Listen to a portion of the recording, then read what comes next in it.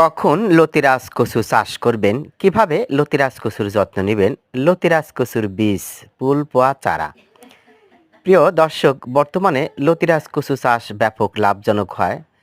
গ্রামীণ কৃষক সম্প্রদায় এই চাষাবাদের দিকে ঝুঁকছে।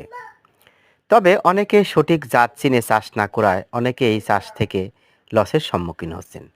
তাই সবার প্রতি অনুরোধ হলো, যেখান থেকেই চারা সংগ্রহ করে চাষ করেন না কেন, অবশ্যই দেখে শুনে শতভাগ নির্ভরযোগ্যতা মেনটেন করে চাষ করুন।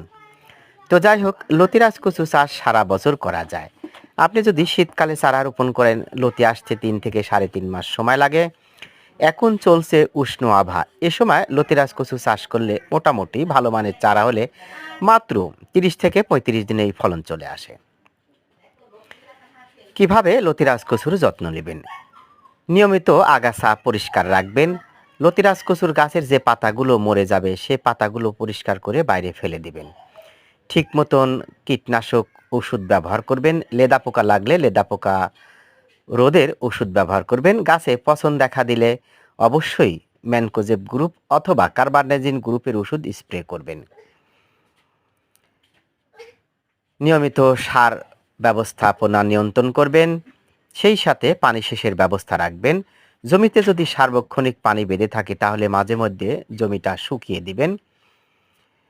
প্রিয় দর্শক, ভালো বীজ ভালো ফসল, যারা অরিজিনাল বাড়ি লতিরাজ